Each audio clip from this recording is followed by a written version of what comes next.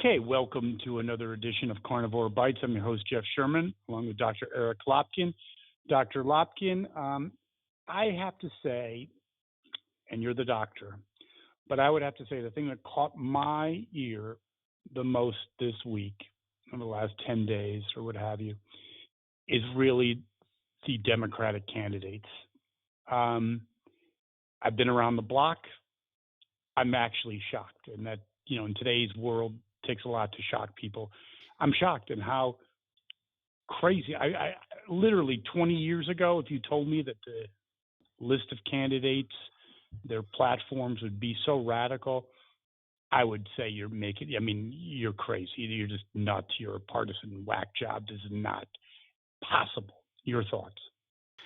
It is a very strange time. You have what I believe is the largest number of candidates in a primary, certainly in my lifetime, possibly longer. And they seem to be fighting among themselves over who can go the furthest to the left. Okay, but let me have your comment on this because I heard this last night, in fact, that what's going on, and I want your comment, your opinion, is what's going on is Sanders is the front runner. He's setting the agenda, and no one wants to go against that flow. So they're seeing how far left, out-lefting the leftist. Any sense to that? I think that's certainly possible. I think that's going to be thrown into even more chaos as Biden officially makes his announcement, because I don't think Biden is going to out left Bernie Sanders. At this point, I don't know that anybody can really out left Bernie Well, Sanders, Bernie but Sanders, you know, the burn, feel the burn, it's all harmless, Bernie, all that. He's a very dangerous man.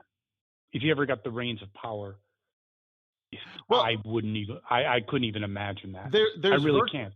no, there's virtually no chance of him actually winning, because Democratic strategists have been talking about this problem with Bernie Sanders, is that there are two audiences. There's the feel the burn. These are the diehard Bernie Sanders supporters that if Not so anybody else gets the Democratic nominations, these folks will either go for an independent, a Green Party, but they will not come out for the Democrats. agreed. And then there's another audience, the Never Bernie group, who, if Bernie Sanders does get it, this group will refuse to vote Democrat. Either way, while neither of the groups is very large on their own, losing those votes are enough to tip the scale so that the Democrats cannot win. Oh, well, I would agree with that. And also, in the Democratic primary, it might pay or might play, I should say. But in the general election, you're talking about giving voting rights to felons in prison. That Netanyahu's a racist, and by the way, Bernie's Jewish. I don't know. Basically, and that's one thing that really bothers me. He's an opportunistic person. He has no allegiance to anything. In the height of the Cold War, not the height, but certainly during the Cold War in the mid '80s, he takes a honeymoon in the Soviet Union. Obviously, not a bastion of let's just say beaches and surfing. And then he's a Jewish American who is vehemently anti-Israeli. The thing is, he's a very dangerous guy. He really is. But again, I don't think there's any in fact, members of the DNC have already stated publicly that they are already looking to mobilize the superdelegates to ensure Bernie Sanders does not get the nomination. Okay, and I get that, but if there was someone sane, I'd feel better. I'd sleep better at night. There isn't. There's the Gary, Indiana, I believe, mayor who's never had a real position. He just talks in platitudes. Kamala Harris, she's downright as scary or almost as scary. I mean, it's not it's not your father's Democratic Party. No, it's not. And I mean, what's really strange about it is They're all basically trying to copy Trump's playbook from 2016. They're focusing on what they see as their base, and they are doing everything to make that base loyal to them. The problem is, what they don't realize is that the base they're trying to reach and the base they're trying to solidify does not have the electoral votes to win an election. No, the electoral, they might actually still come close in the popular vote, They but in can terms of There's the in terms of possibility of winning the popular the same way Hillary does, but no, I it's the understand that. electoral that counts. I agree, and the electoral map does not work well for the Democrats. One thing about Biden, I think I've known him since I was in Philadelphia in the '80s when he ran. I think in '88. Um, he is one of the things like going to a concert you always wanted to go to, and then ends up the band sucks. That's Biden. Any thoughts? That's actually a really good description of it. He is the candidate that the Democrats hope is going to Yeah, take it's the hope and hope primary, and hope. I haven't seen the because who. he is the most centrist of this wacko left contingent. Yeah, but However, also he's not. Wait. But when you start doing about that America needs to stop being white, yeah, I mean, it looks pathetic. It's he's just a ridiculous. three-time failure already, though. And And a two people are not percenter going too. to forget that. No, I think he's highly overrated. I really think that, and I think your analysis is 100% correct. That he's I'll use the term great white hope, so to speak, or great sane hope. I mean, And personally, I really hope that Howard Schultz gets into the election as an independent, as he keeps talking about, because that's actually going to force the Democratic Party to move more to the center to I don't deal think with it's it. possible. I do not think it's possible, and that I'm hardly ever black and white. At this point, I really do not see that it is possible. I think the party has gotten so crazy that Omar woman just commented about the Mogadishu raid and how the Americans were to blame, and no one even says boo. Like I said, 30, 20 years ago, I never would have imagined it. It's crazy.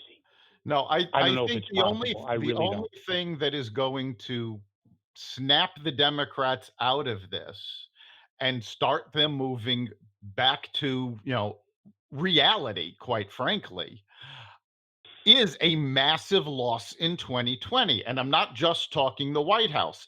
They need to lose in the House. They need to lose more seats in the Senate, because that's the only thing that's going to really penetrate them, that this is not what America needs. This is not what America is going to vote for. Well, maybe could it be that like an alcoholic, your life's going down the drain and you start drinking even more. I really am not. It's not just a partisan thing. I don't know if they're capable of sanity anymore. I don't think there's anyone running the nut house. The inmates have the asylum. Sorry, The I the really do the believe it. inmates right now are controlling the asylum. Nancy Pelosi is desperately trying to regain control of this She's hoping madhouse. against hope. Yeah, she looks sane. And She knows. I know I've said this before, but it boggles my mind that Nancy Pelosi has become the voice of reason in the Democratic Party. It boggles my mind, but she looks like she's actually stable compared to AOC and all these others. Now, the Mueller report came out, and it seems to have done some damage because Trump's numbers, I think, it's not horribly. I'm looking at some charts he's about where Obama was same period of time during his presidency and many others, including actually Reagan, believe it or not.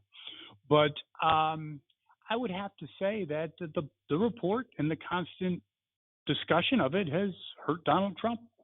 I think that's the downtick in the polls. So I do you don't think that's true? I And the don't know that follow-up, hold on, do you think it's true? And the follow-up to that is, how does the whole impeachment thing play out? Yeah, I don't know how much it's really hurt him. I think if you look at his poll numbers in terms of history, he's basically running where most other presidents do in this at this point in their Yes, presidency. including popular presidents. Yes.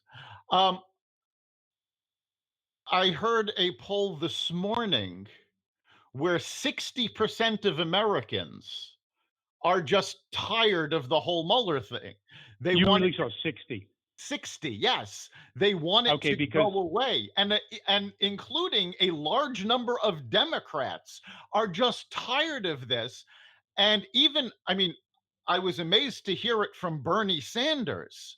But Bernie was saying, if we keep going on about impeachment, we're going to lose the election because it's going to take away from us talking about issues.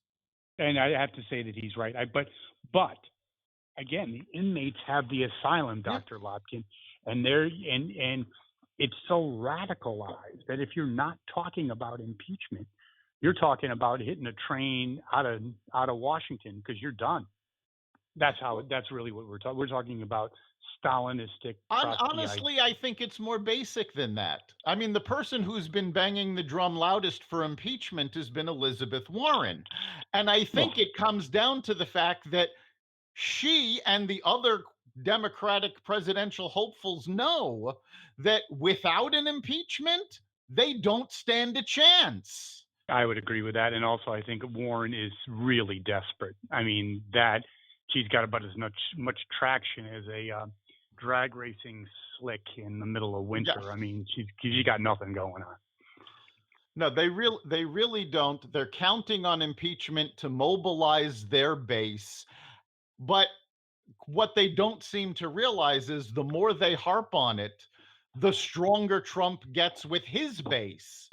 And if you solidify Trump with his base, there's no way you're going to beat him in the Electoral College.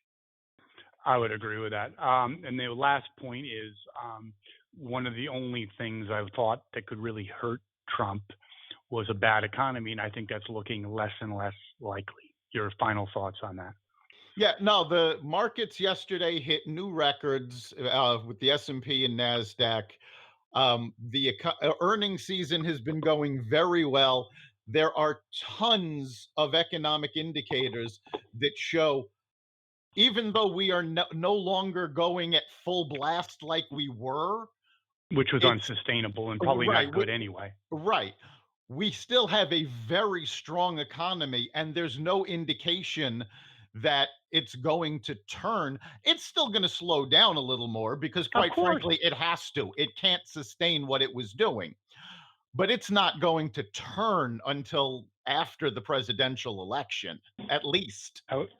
I would agree, and I think that was the only thing that really could help Bernie and actually make him legitimate. If we had an economic meltdown, you never know what can happen. But, well, with that note, Dr. Lopkin, that concludes another edition of Carnivore Bites. Thanks a lot, as always. See you next week. You've been listening to Carnivore Bites, part of the Exvadio Podcast Network. You can catch us every week at exvadio.com/podcasts, on the iHeartRadio app, the Apple Podcasts app, the iTunes Store, Spotify, and wherever you find podcasts.